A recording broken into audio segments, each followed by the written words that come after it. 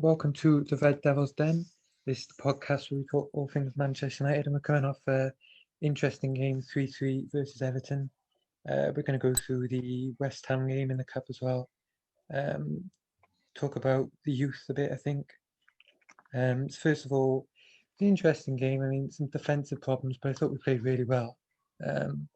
So, Dan, what was your thoughts on the game? Yeah, like you said, I thought we were excellent all game, to be honest, and it's a real disappointment that we did end up dropping points, because I think it's one of the best games we've had on the ball under Ole Gunnar Solskjaer. Personally, I think we were excellent. We gave nothing away. You know, there were no sloppy passes that sometimes the midfield can do. But we were good on the ball. We didn't give it away. We retained it really well. We left them with no chances really at all for the whole game, and we really did dominate the ball.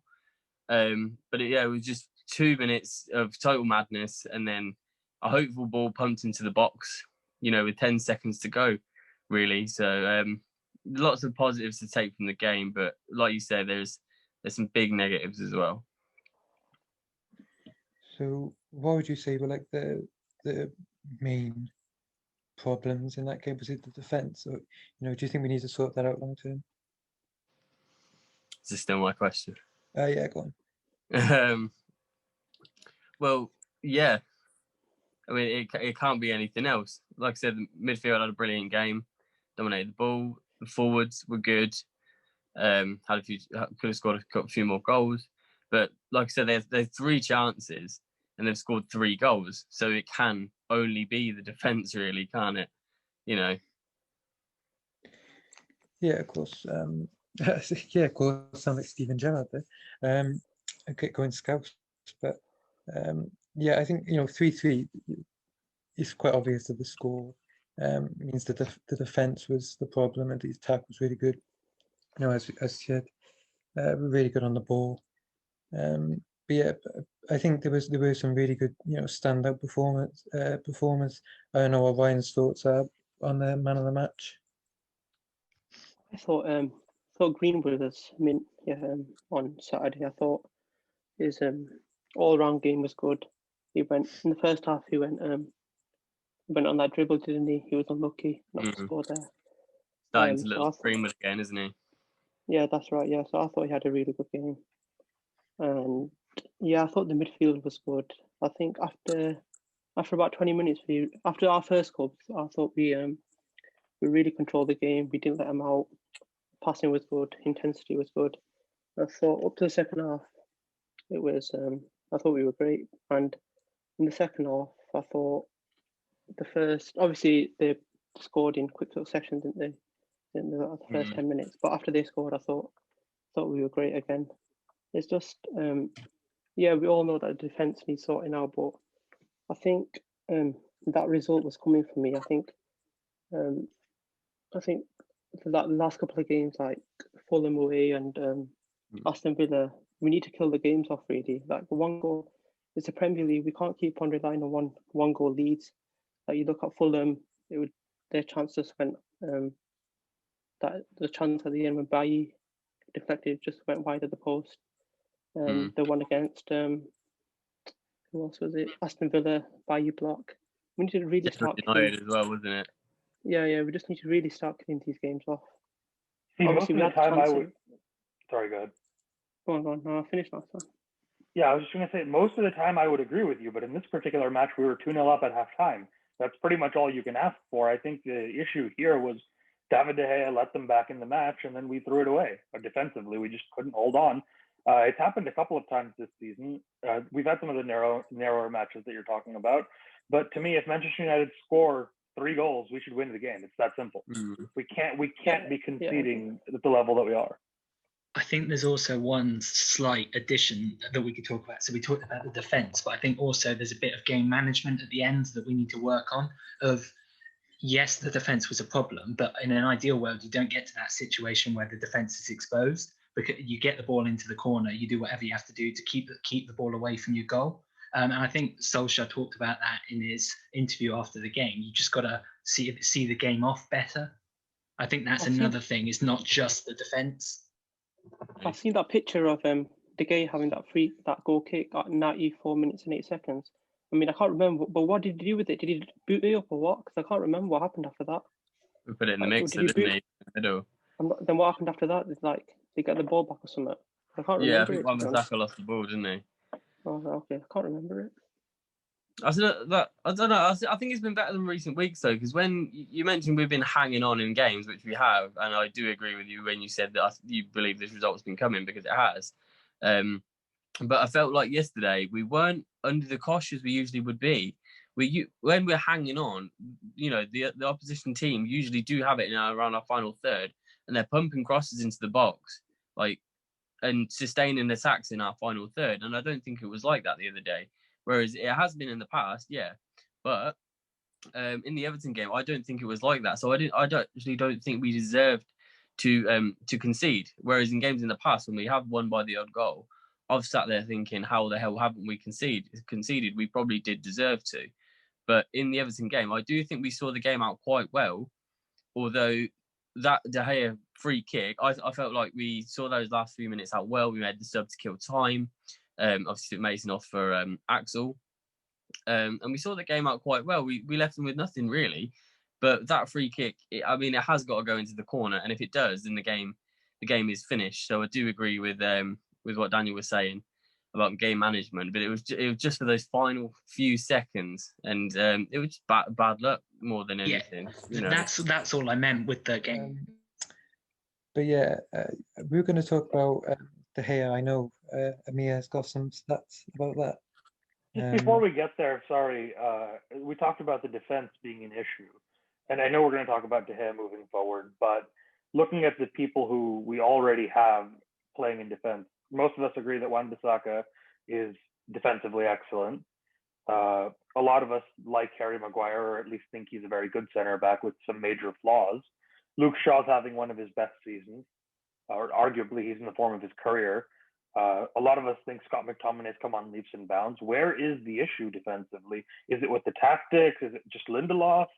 Or is it just all on the keeper?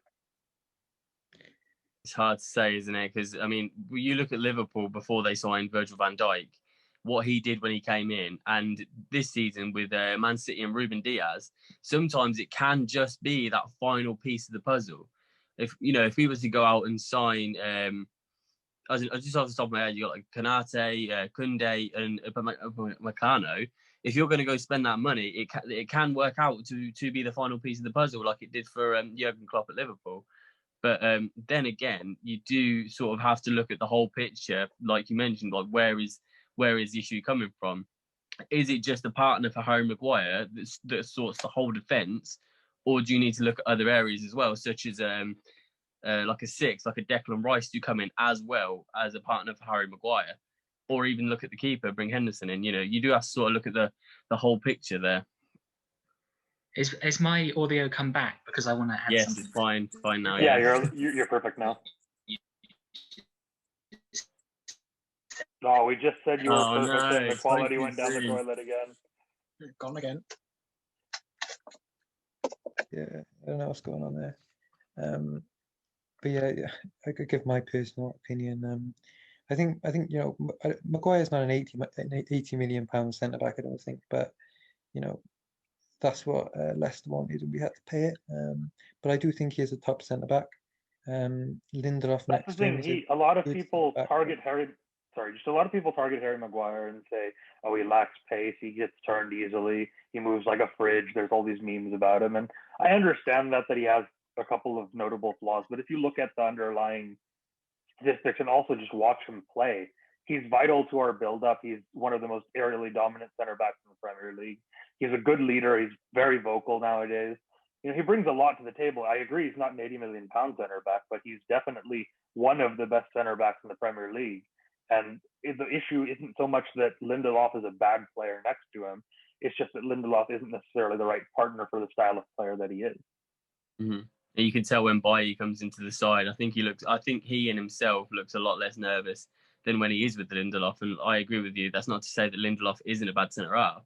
I just don't think they work well together as Bailly and Maguire. Because at the end of the day, when you have a centre back partnership, Maguire needs someone to cover his weaknesses and enhance his strengths. And I personally don't believe that Lindelof is the best partner to do that. Exactly, I I just agree think, with you. He needs someone with pace. Would you I give just Bailly think, when he has money? I think when he's fit, he's definitely one of the fastest centre backs in the Premier League. He's probably one of the best centre backs in the Premier League when he's sharp and when he's fit.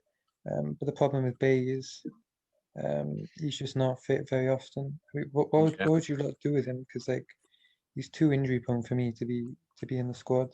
I don't know what Corey thinks. I want to see more of Bailly. I think Lindelof, he's had too many games at him. I think times we have been lucky. But it's a real issue because we've got 3 good centre backs. We've got Tuanzebe, who's a young prospect, but we need somebody who can cover for Maguire because he's not the fast, but he's very good in the air when he is. If we have a centre back that's got that pace and that physicality to match Harry Maguire, then I think that's the defence issue semi-complete. And then the De Gea problem, do we stick with him for another season or do we look at De Gea, Henderson's improvement, or do we go out and sign a new keeper? Yeah, I think you summed it up really well there. Just one of the things on Eric Bailly really quickly. People, I think, overestimate how involved he is in the build-up. If you look at the numbers compared to Victor Lindelof, so XG build-up 90 is one of those things that looks at how involved the player is in the development of attacks that lead to one of our goals. And if you look at Lindelof, he's nearly 0.38, 0.39, which is pretty solid for a center back. Bailly is more like 0.12. If you look at just broadly speaking, Bailly's ability to contribute to our build-up play, it's not quite as good as what we get out of Victor Lindelof. And I think that's the reason why Ollie keeps playing Lindelof, is because he knows when he plays Victor Lindelof, it's going to make it considerably easier for us to develop attacks and build down that right-hand side as well as we do on the left. Because Harry Maguire will go from, he's slow obviously, but he'll move from our own third, he'll take the ball all the way up until the edge of their own box and then just pass it to Luke Shaw or something. Victor Lindelof very rarely makes those kind of runs. And I think that, Eric Bailly very rarely makes those kind of runs. And so it's just one of those things where, yes, playing Eric Bailly would solve a lot of the defensive problems, but it would be harder to break down low blocks if we were playing Eric Bailly regularly, even if he was fit. Lindelof is an excellent passer of the ball. You saw the example just in the Sheffield United game when he just plays one long ball over the top to Rashford, and it's a goal. So I totally agree with you there. But in the sort of same vein, do you need 2 ball playing centre halves? I mean, yeah, there's an argument for it against the low block, but against a side that's not defending deep, I think that's probably where Maguire and Bailly is best, especially when you're playing against pacey wingers as well. So we might as well move on to David De Gea. I know some of you wanted to speak about that. You're in for a desolation. Yeah, it's difficult because he's been one of the best goalkeepers in the world for so long, but the last couple of years just not been himself. So Dean Henderson is a top young keeper. I think he'd be top class. Maybe he's top class right now. I don't know. Would you like to give him a run in the side now? Ryan, you might as well go. Yeah, I would. I think De Gea is it's a decline. It's a sad decline, but it's a decline too. And we're Man United at the end of the day. I don't want to be that harsh on him because obviously he's done so much for us the last couple of years. But I just think it's time for a change now. I think he's not up to it. Like obviously passing out, like there's like a modern goalkeeper now, like passing out the back and coming off your line. And I just think he can't, for some reason, he just doesn't adapt to that type of keeper anymore. And I don't know, but yeah, I would put Dean in against West Ham, and I'll just give him the run against Newcastle and West Brom, and then just see where we go from there. I think you're very much similar to me, Ryan, in the sense that I can tell just now when you were talking, you didn't want to say that you dropped David De Gea because of what he's done for the club, and I'm exactly the same. I'm a bit sentimental in that sense. Like when players go that have been here for a while, it does upset me. Like players like Lingard, when he went, that was quite upsetting. I mean, even when Lukaku went, I thought that was quite sad how that ended too. But when you are chasing trophies, like you say, there isn't room for that sentimentality. And even though he has been at the club for 10 years now or something like that, and he's done so much. And obviously, in the 17-18 season, and possibly even further than that, he probably kept us in the top half of the table because he's one of the most elite shot stoppers in the world. But obviously, since that, it is a sad decline, and he's made a lot of mistakes. I mean, you can name 10 just off the top of your head. And it's cost us valuable points. Like yesterday, not yesterday, in the Everton game, if they don't get that first goal, I don't think they score another one. So it's sad, but you sort of have to do what's best for the team, really. And I think Ollie will always do that. So I can see him definitely giving Dean a run in the side now, because I mean he's chomping at the bit anyway. I think he could have catched that ball easily. And if you're going to power it away, you don't power it away to the middle of the goal. You power it to the side, or couldn't believe it. Exactly. I understand. Just to put some numbers on that, as far as David De Gea goes, I want to just, as others were saying, just wanted to make sure that everyone understands. I love David De Gea. He has the most appearances of any non-British player for the club. He's a club legend. He kept us in the top half, at times in the top 4, even before that, in years that we wouldn't have been close. So he's been a great servant to the club, but ultimately every player declines. Wayne Rooney at the end was not the same as Wayne Rooney at the beginning. Rio, Vidic, Evra, they all had times where you could tell that they weren't the players they used to be. And as far as David De Gea goes, there are 21 goalkeepers in the Premier League who've started a significant number of matches. That's every team starter, and then Brighton have had 2 since Matt Ryan lost his starting spot. So 21 qualifying keepers. In terms of save percentage, David De Gea ranks 20 out of 21. Cross-stopping, 20 out of 21. If you look at post-shot XG minus goals allowed, which is to say, once the shot has been taken, so the defense has been beaten, the amount of goals you'd expect an average keeper to concede, minus the ones that he actually does concede. De Gea is 15th. Defensive actions outside the penalty area per 90, he's 19th. If you look at the percentage of shots on target that David De Gea concedes that result in goals, that's 44%. The other big 6 keepers, the traditional big 6, are averaging around 31%. So he's almost 1.5 times as much of a percentage of the shots are going in. To put it in perspective, Kepa Arrizabalaga last season, he was a meme, and he was conceding about 47% of the shots on target. So at this point, if you take a shot against David De Gea, it's nearly 50-50 that it's going to end up in the back of the net if you can get it on target. I love David De Gea. He's been a great servant to the club, but ultimately speaking, at this point, if you look at the numbers, he is a bottom 5 goalkeeper in the Premier League, and that's just not good enough for Manchester United. It's time for Dean Henderson to take the starting job and to keep it for the rest of the season.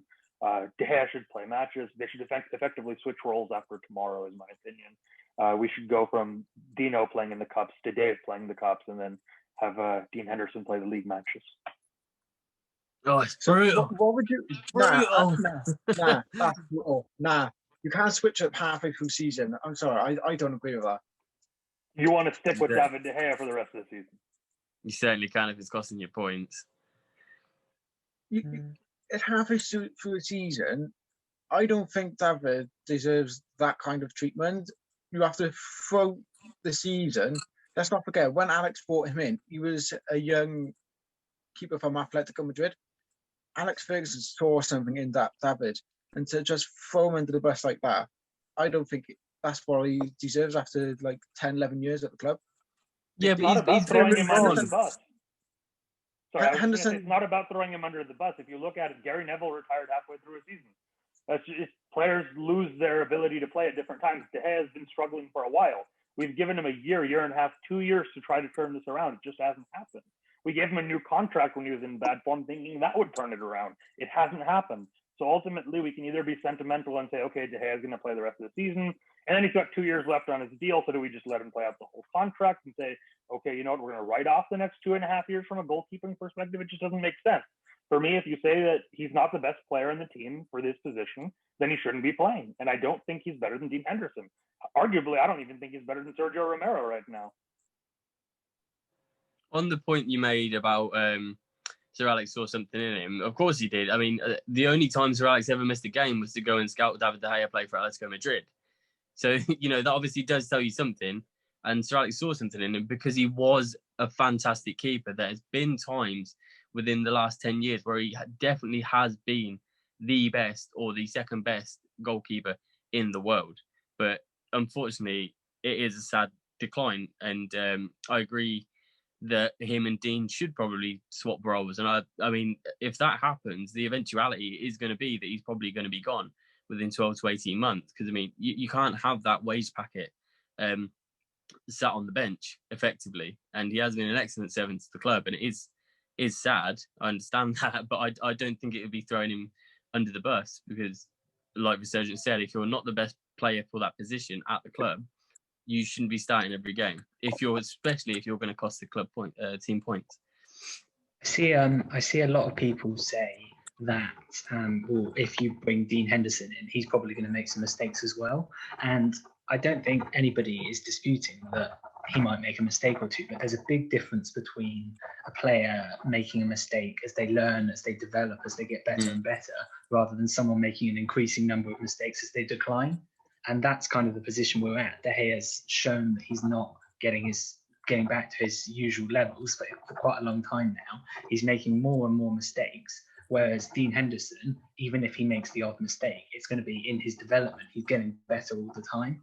And that, for me, is quite a key factor, that you've got someone on the up rather than someone going downhill. That's a really good point, actually, because I mean, when Dave first came into the side from Atletico and he was that skinny little keeper, he made those mistakes and he was afforded those mistakes because it was in his development, exactly like you said. But now he's a senior pro. Yeah, he's a seasoned professional. I mean, a few seasons ago, Hugo Lloris went through a really, really bad spell when he was making a lot of mistakes that led to goals. And at the time, you used like, oh no, Lloris is finished. But he sort of turned it around now, and he doesn't really do that anymore. And Dave, unfortunately, hasn't seemed to have done that. So yeah. Just on the sentimentality part of it as well, I would argue in a sense that it's better for him to sit from a sentimental perspective, because the memories that we have of David De Gea the last 9.5 years, we have a certain image of him as the keeper that the 3-1 match where we won at Arsenal, for example, right? Mm-hmm. We have those memories of him as being an elite goalkeeper. Do we really want him to go out with leaving us with 66 more months of memories of mistakes and howlers? I don't think that's the way you want him to go out. So arguably it's more merciful in a way to just say, okay, you know what? Swap the roles, play in the Europa League and the FA Cup for the next 6 months, and then you probably couldn't sell him in the summer because of his contract. You'd have to loan him out like we did with Alexis. But whatever happens, just part company in the summer and then move forward from there. Just leaving him out there to make mistake after mistake for 6 more months, I think, is arguably more cruel from a sentimental perspective. I think that's where the confidence issue comes into play as well. If your team's not confident, then that's going to cause doubt on the fans, the management, the coach, the players. If you have, I don't see where that's coming from. Oh, sorry, carry on. No, go on, make your point. No, I didn't see where that's coming from, because last season and the season before, our defense was actually very, very good. If you look at numbers from last year compared to now, we're significantly worse now than we were last year, but we've improved the defense. I remember Saka's improved. He's excellent defensively, but he's certainly improved offensively. Like Resurgent said, Luke Shaw's probably playing the best football of his life.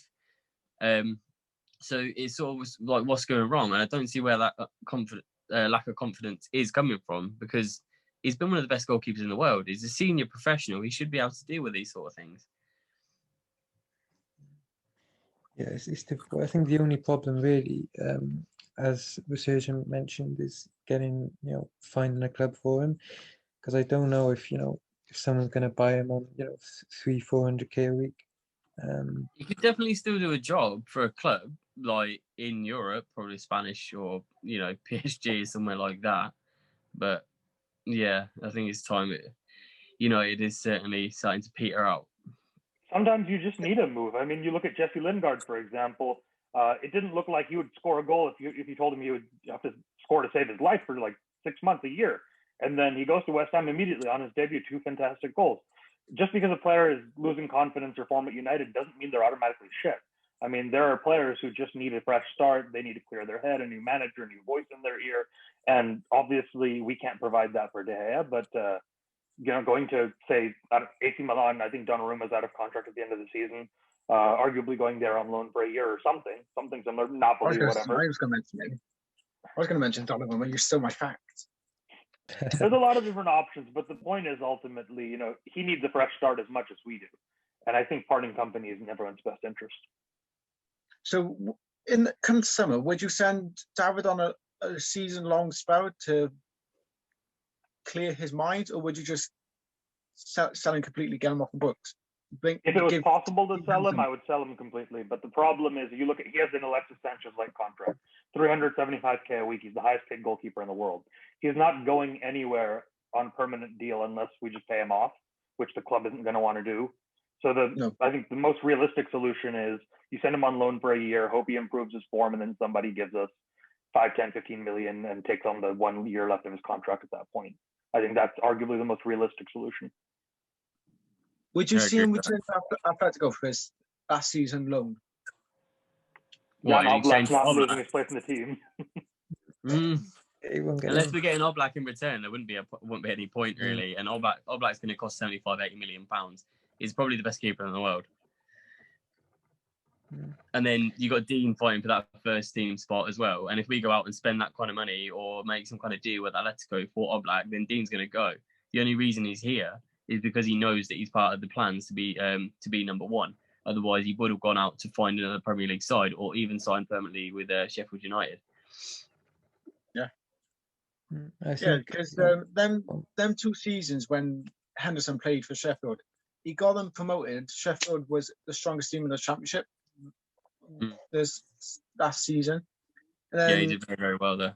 Yeah, he was the best. He was the best keeper. He had the best stats out of all the Championship clubs.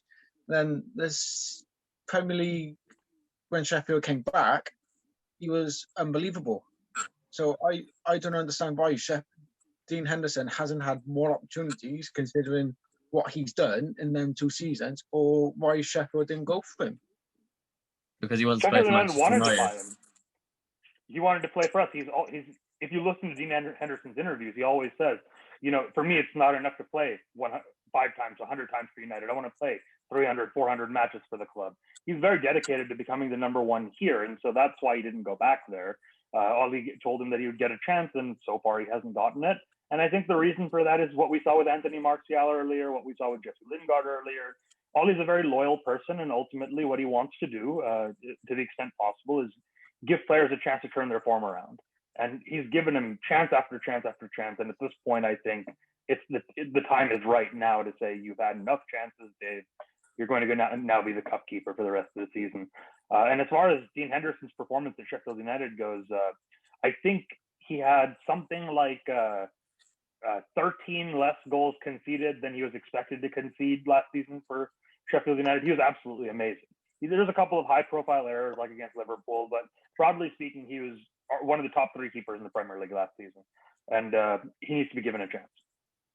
Yeah, because Sheffield, they was in the top 6 for majority of last season, and then Arsenal went and won the FA Cup. That's what sent them out of the Europa League playoffs. Well, I think after lockdown, they really dropped off, didn't they? They were really, really good form, and then the game stopped. And then when football came back again, they couldn't seem to get it back. And I think they ended up finished, was it 7 or 8 or something like that? Yeah, I'm pretty sure it was 7 or 8. But it goes to show Henderson was a key role.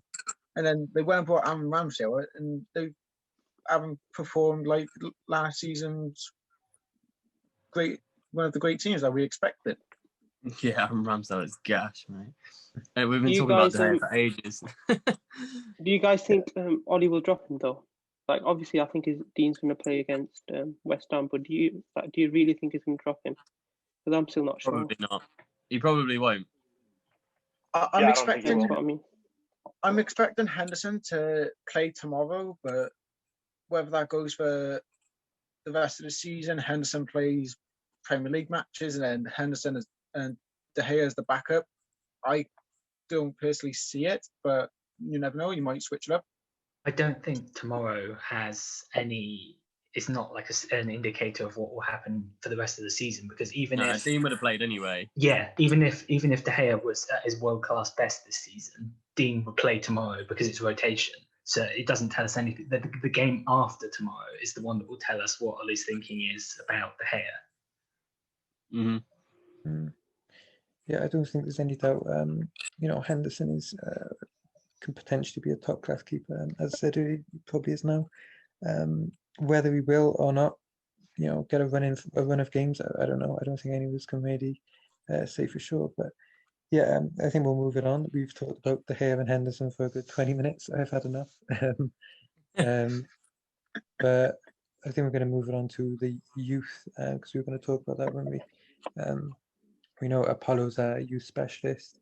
So I wanted to ask him how he thinks that, the likes of maybe Shortire, Hegel, or Hugo, I don't know how you pronounce it, how are they going to, be integrated into the first team? Do they need a loan, or what do you think?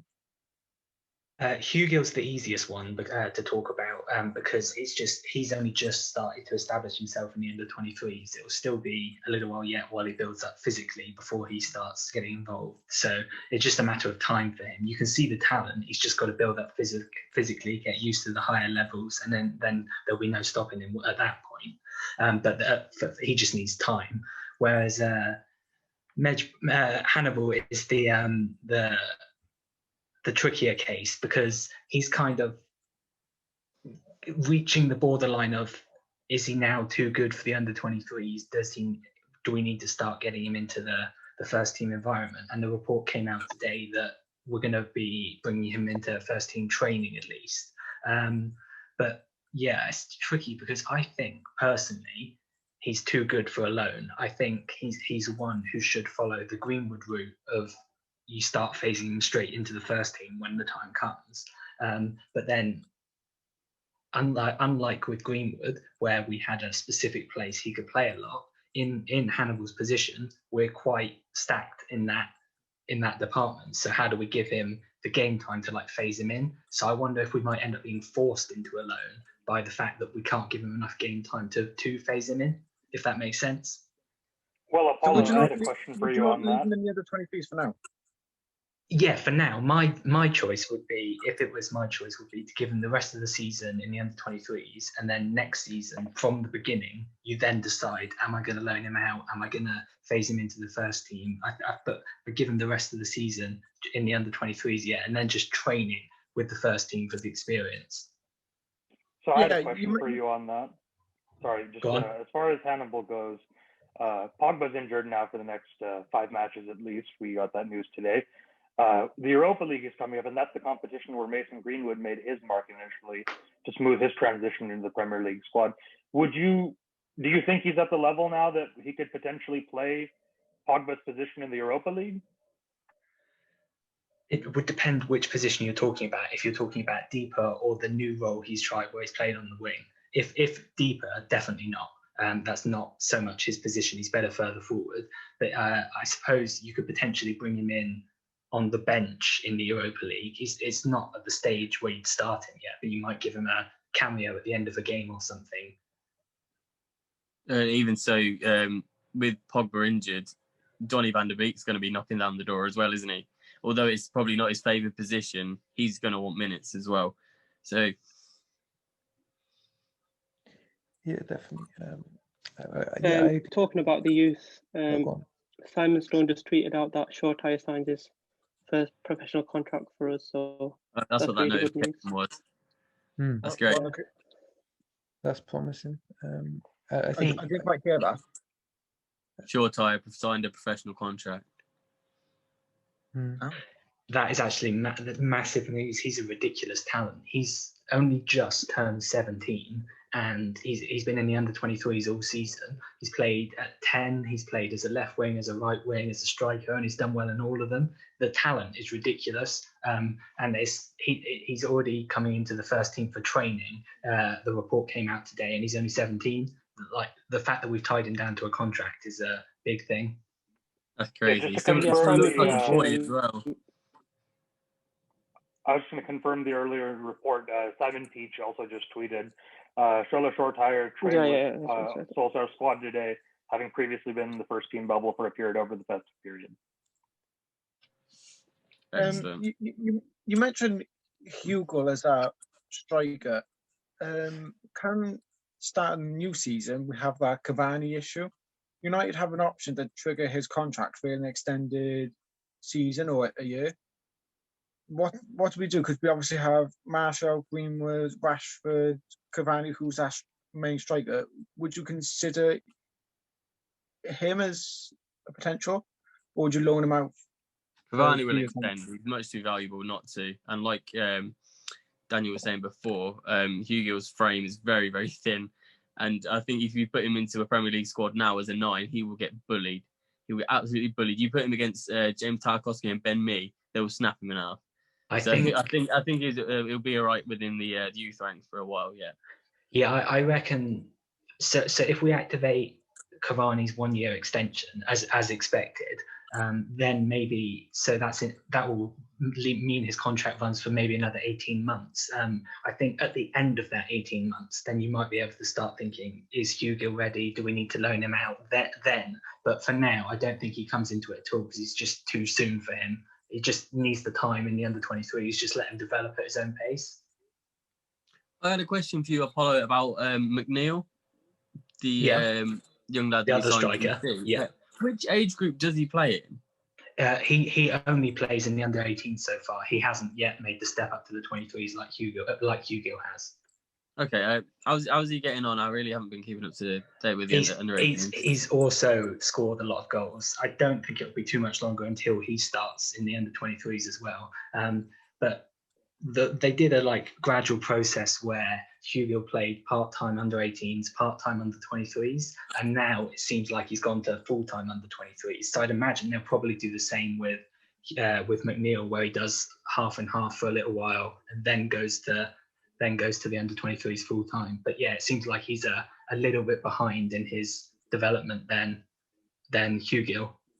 I was looking at McNeil's numbers earlier. He scored 8 goals in 10 appearances for the in the U18 Premier League side, and then I think Hugo had I think so far 6 goals and 5 starts, or 5 goals and 6 starts, or something like that. So they've both been doing well.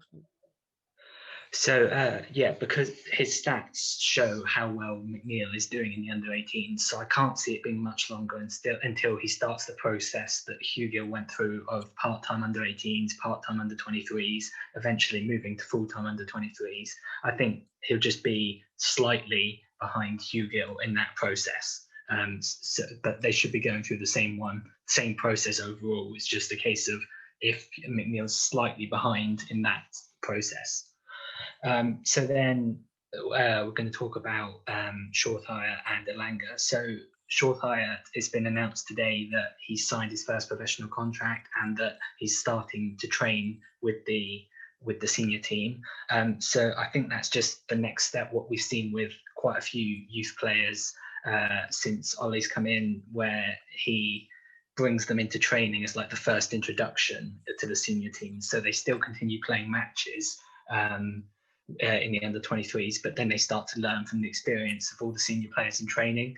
So I think that's what Shorthire is getting now, which is going to be invaluable. Like, what more could you want, having Bruno, Mato, and all players like that to learn from in the training? As for Elanga, he was doing really well recently, and then he injured his collarbone. I don't know specifically whether he broke it or really badly bruised it or what, but he's done something to his collarbone, which means that he's going to be out for a little while. So that's sort of slowed down his progress, unfortunately. But hopefully he'll be able to come back and pick up where he left off. Mm. Yeah, I mean, what do you think about Alanga? Because obviously, he got injured, as you said, but was you expecting him to get, a first team appearance this season or next season, maybe? In my opinion, he's a good talent, but he's not the level of talent where you would say you bring him into the first team straight away. I feel like he's one that might be more beneficial of a loan first. And there's nothing wrong with that. Plenty of players have a loan first before they come into the first team. I think that might be more likely to be Alanga's route when he's back fit. There's also the issue of he's had some contract issues, hasn't he, and some interest from Barcelona. Are you thinking of Purigmal? I am. Yeah.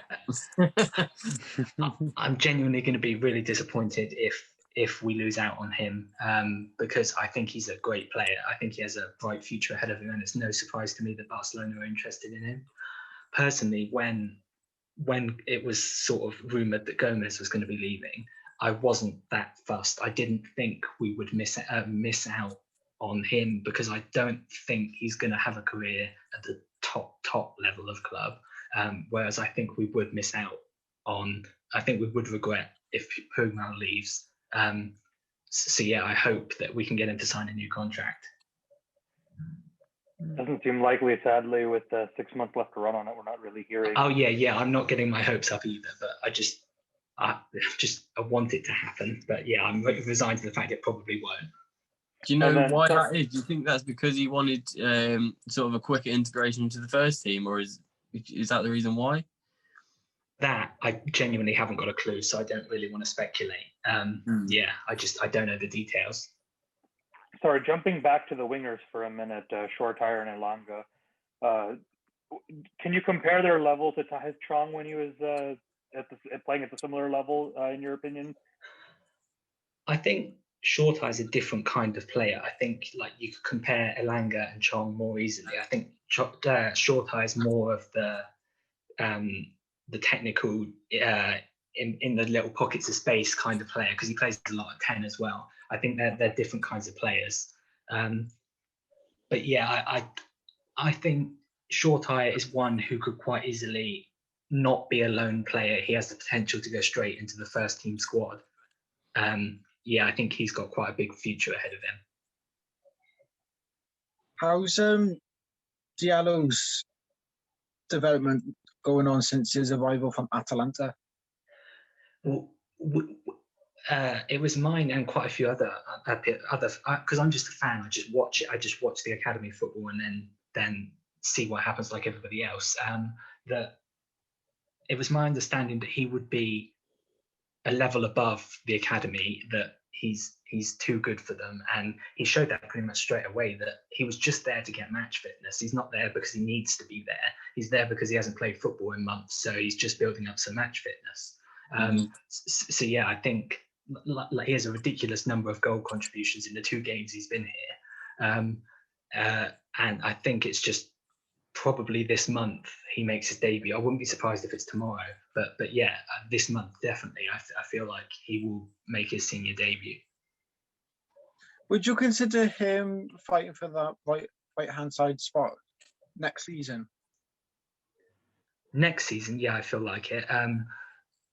I personally would rather we sign someone as well to take the pressure off him, because I feel like if you're saying to he'll be 19 then, if you're saying to a 19-year-old, right, our starting right winger hopes are on your shoulders, that's quite a lot of pressure. I feel like we would be beneficial getting someone in and then having Diallo as whoever that is his understudy, so he can kind of develop without pressure. I'd love to sign someone as well, but we should keep in mind that Mason Greenwood as well is an option on the right wing, and it doesn't look like he's moving to striker anytime soon with the first team. So there is someone else there already to take some pressure off them. Yeah, because I think Greenwood's eventuality will be as a 9, though, considering the age of Cavani and how much better Martial is off the left. I think he eventually will be a number 9, but yeah, obviously he needs minutes, and he's doing really well off the right. So I agree that there is someone there as well. But I mean, we've been crying out for a natural right-sided winger for years. So if we were to bring in Sancho, for instance, and Diallo, that's 2 natural right-hand-sided wingers. Oh, can you imagine just having wingers of on the right Sancho and Diallo, and then on the left Rashford and Martial? That would just be such progress. What would happen Then- to Daniel James then? That's a Leave. bloody good point, you know.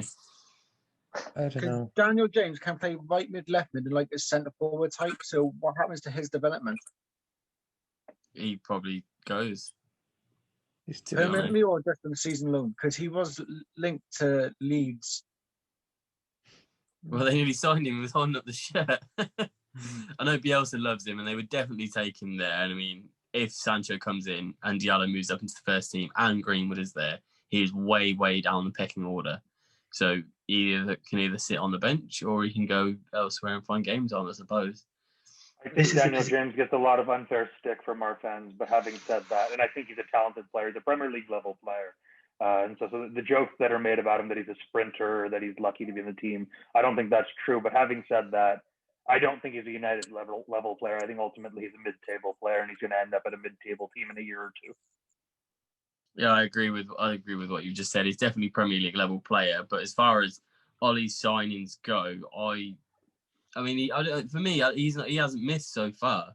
But if you had to choose one, it probably would be Daniel James because he's had some terrific performances, but he's not good enough to be a starter. Having said that, though, while that's a fair point, I'd still make the signing again because it was low risk, potential high reward. And if you're going to sign someone who you believe to be a prospect for relatively cheap, I think they're the sort of signings that are worth a go. Yeah, you could make an argument that his goals at the start of last season got us the points that got us top four. So just from that perspective, he's been a good signing to make, and I would make it again. But I just don't think he has a future here long term because if he stays, he's going to end up like Jesse Lingard has been the last 6 to 8 months, marooned behind better players in the pecking order and just not getting minutes. So would you recommend we get rid of James completely come the summer window? If we do depends who get comes something. in, though, doesn't it? It does depend who comes in. I mean, I would only feel comfortable letting Dan James go if we signed a generational world-class talent to go on the right, such as Sancho or someone like that. If you're not going to address the issues that are on the right, you're going to pin your hopes on Greenwood, on Amad Diallo, I think Dan James still does need to be there. But if you do bring someone else in, he probably is not going to get the minutes that he wants or that he deserves. And that's no fault of his own. It's just that he is behind in the pecking order of players that are better than he is, unfortunately.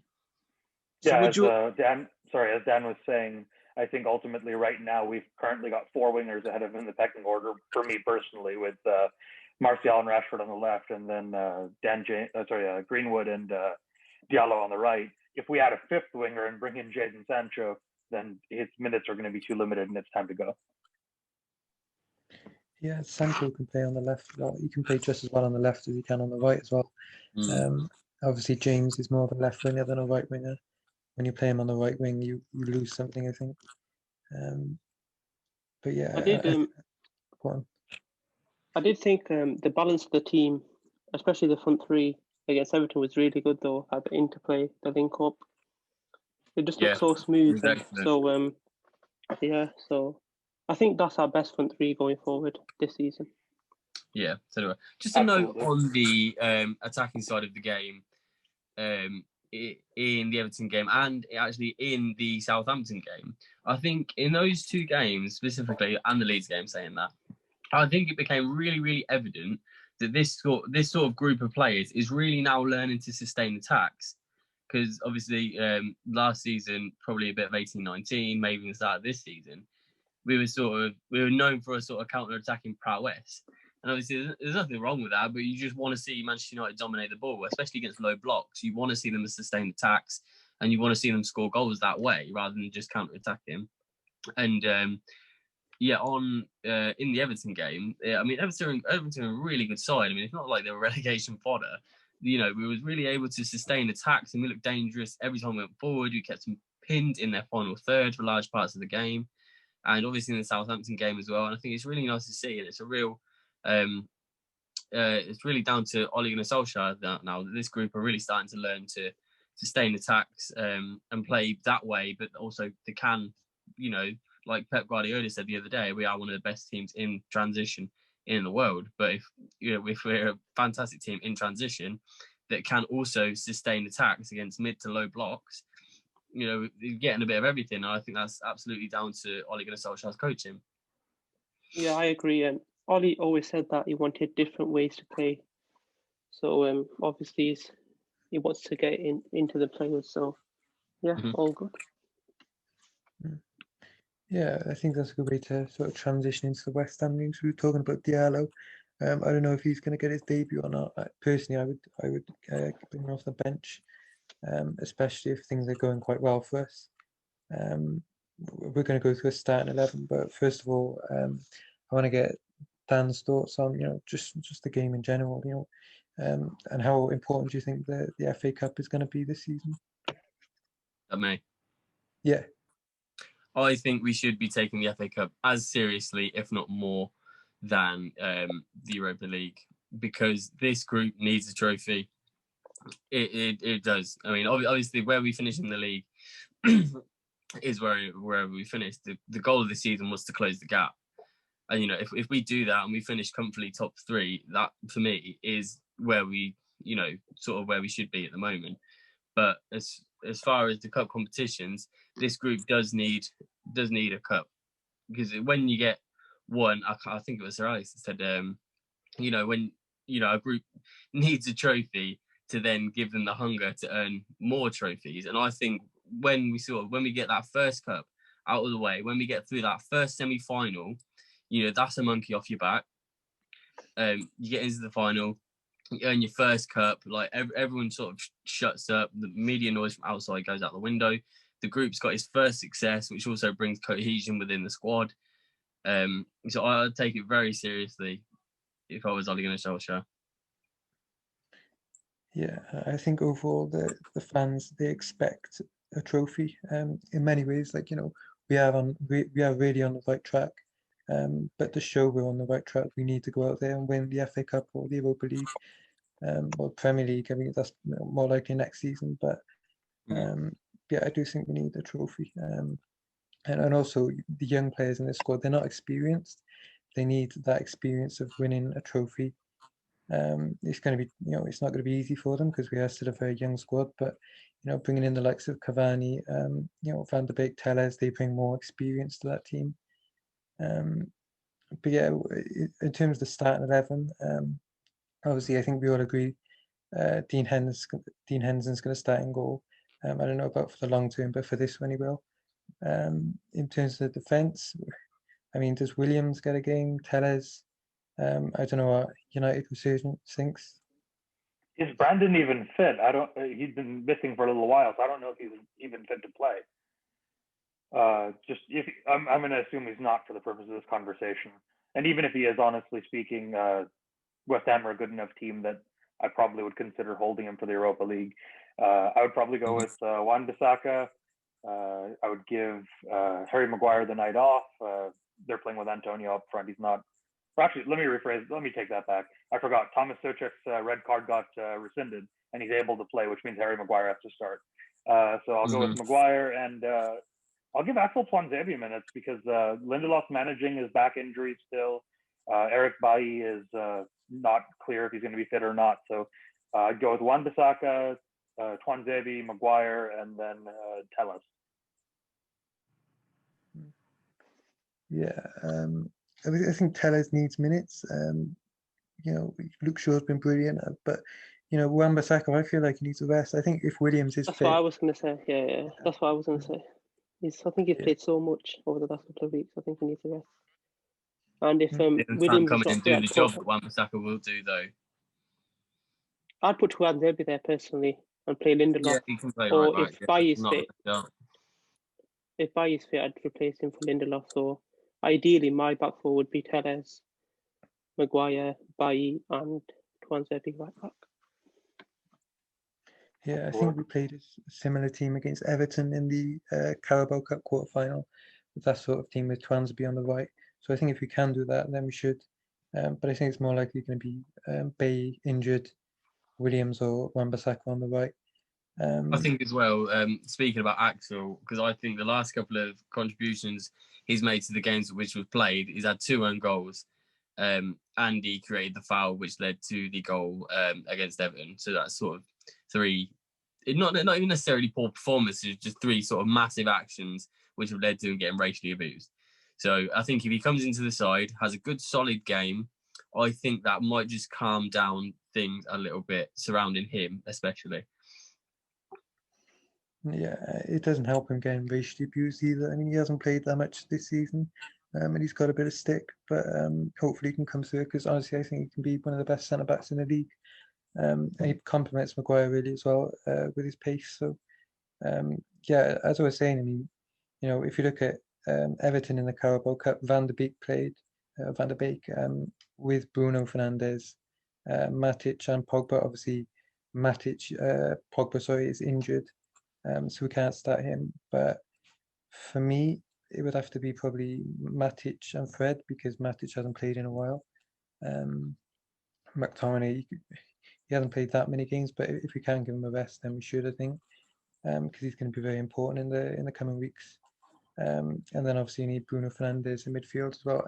Van der Beek needs a game as well, so I'd put him on the left.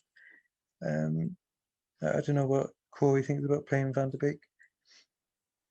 I think we should start Van der Beek, because he needs minutes. How can he be like that backup to Bruno if he haven't got the experience? So I say play him as that cam and put Bruno on the bench. And then sorry, I was just I agree with Corey here. I think this is the time to give Bruno Fernandes the night off, or at least try to. We might be coming on second half, but I would go with Van de Beek at number 10, and then maybe outsource some of that creativity to the right hand side by playing Juan Mata there.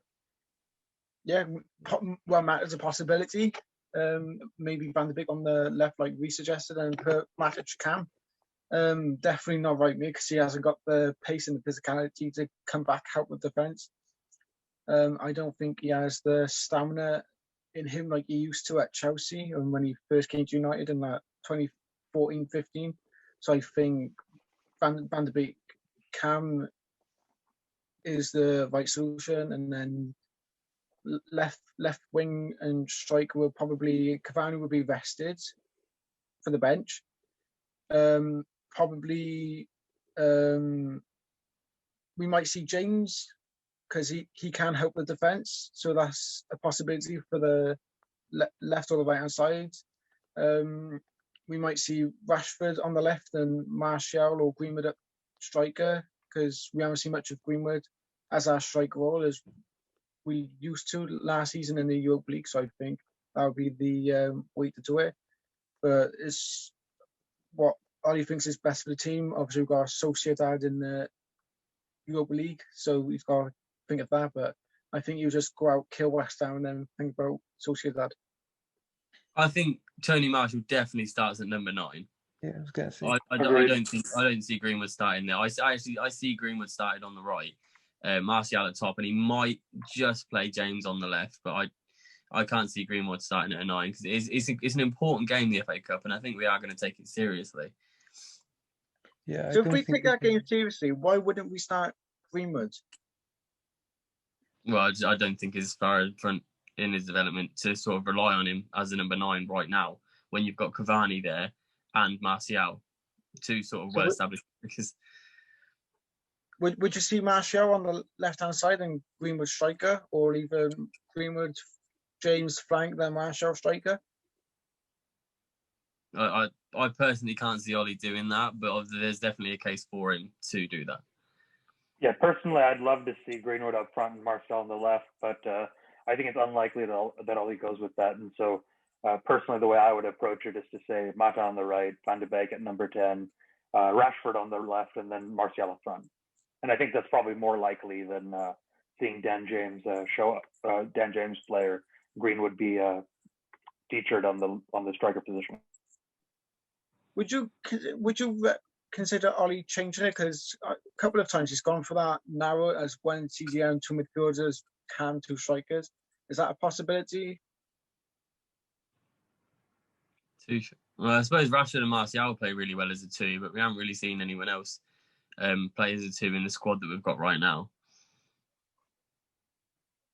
Yeah, I mean, and I think Martial, I was going to say, has to play up front because Greenwood does need games up front, but Martial for me is best as a striker. I mean, Resurgent mentioned playing him on the right.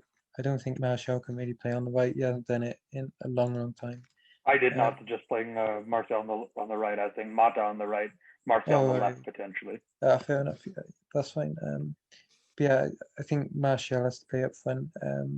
Mata, yeah, or Greenwood, I don't mind. But I don't think we can rest both Bruno Fernandes and Marcus Rashford. I think one of them has to play. This is a Premier League level side. They're going to play a strong team. We need our best players on the pitch, if you ask me. I don't know what you guys think. I also don't think. Oh, do you want to go? Go on. No, go on, Apollo. You go. I don't think you want to play two up front against West Ham either, because that would probably mean we played the diamond, and arguably two of West Ham's best players are out wide. And when an opponent's strengths are out wide, you don't really want to play the diamond, in my opinion. So I would be inclined to stick with our usual 4-2-3-1. There's something that's just popped in my head. Well, Jesse Lingard, would he be able to play for West Ham? Cup tied. Well, what do they call it? Is it cup tied? Yeah, well, you can't play against your parent club when you're on loan. Because we've seen a couple of players play against their parent club. Because we saw continue to play against Barcelona in the Champions League. Yeah, as you're away for competition, though, it's different rules, isn't it? Jesse Lingard won't be playing. I don't think he's allowed to. I think it depends on the agreement between the clubs.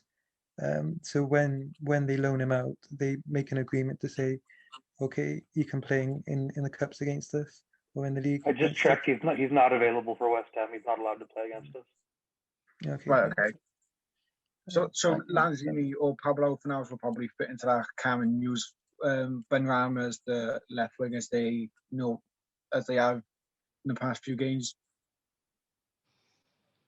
Yeah, West Ham are going strong at the moment, aren't they? Well, I think they're going to miss Lingard, but I think West Ham's one of their key players is Declan Rice and Soucek. I think them two CDMs, they offer very strong confidence for their back four and the keeper, and they can also create the midfield battle will be essential. The midfield battle will be essential, and you've got those two. They're sort of two destroyers. So I think that sort of gives you a case to play to actually play McFred tomorrow. But I don't think he will play McFred tomorrow. I can see I think he might use Matic tomorrow to have that ability for aerial balls and combat the defense as well. Yeah, I'm thinking the same thing, probably Matic and Fred. Although it wouldn't surprise me, honestly, if all they went with Matic and McTominay just for the hype. Yeah. Yeah, I think we'll end it in a sec, but I think Matic and Fred might be but if we're not playing Pogba, that might be our best, our most balanced midfield to go with, because you've got Matic, he's so composed, he knows exactly what he's doing, his decision making is great, he's physical. And then you've got Fred, who's a little bit less composed, so Matic makes up for him. He's also very mobile. He can really get up and down. Matic, his legs aren't the best anymore, and Fred really makes up for that. So I think in terms of balance, I've seen a lot of games of McTominay, his confidence to go forwards and to have shots outside the box, that's improved. I've noticed a lot of times. So I think Matic, with the strong defensive he is, I think he might let McTominay drive forward with the wingers, and whoever's in that number 10 role then can obviously feed the striker. So it'd be interesting to see what Ollie thinks. But if he does go for McTominay and Matic, I think McTominay would be allowed to get forward, and then Matic sit back with a defence. Yeah, there's a few ways he can go, and I can never seem to predict what Ole Gunnar Solskjaer is going to do anyway. I don't think anyone can. So, it'll be interesting to see what lineup he picks anyway. Yeah, obviously really difficult to pick the team because, he's, at the end of the day, he's a top qualified manager. So he knows more than us. But yeah, I think that's a good note to end it on. We're going to go through our predictions. yeah, and then we'll hit the button, as you say. Resurgent, do you want to go first? Yeah, I'll go with 2-1 United, Donny van de Beek to score the winner. I'm gonna go with, yeah, I think Donny van der Beek will get his second goal. I think he's due a goal. So yeah, I'll go 2-0. Corey. That's bold thinking we're going to keep a clean sheet. Have you seen Yeah. this defense? Although wait, Dean Henderson will probably play, so we have a chance. Yeah, we have a chance of a clean sheet. You never know. I'm feeling a bit confident with this. I'm going to say a 3-0 win for United. I'm feeling confident. Bloody hell. I'm a confident man. Okay. Except Everton. Brian, what was you saying, Brian? I think it'll be a tight and cagey game, so I'm going to go 2-1 in extra time. That'd be difficult. Yeah, it wouldn't be good on the legs to go for extra time, so it's not ideal. But Extra sub, mate. Yeah. What about you, Apollo? I'm going to go 2-0 United. I think we'll get one goal relatively early on, then they'll come at us and we'll hit them on the counter and get a second later on. And Dan? I agree with what Ryan said in the fact that the game's going to be very cagey. So I'm actually going to go for a horrible 1-0. That's not enthusiastic. No, it's just how I see the game going, bro. Yeah. You just want to get All through right, it. and if you've made it this far, please go ahead and drop us a like and subscribe to our YouTube channel. Thank you.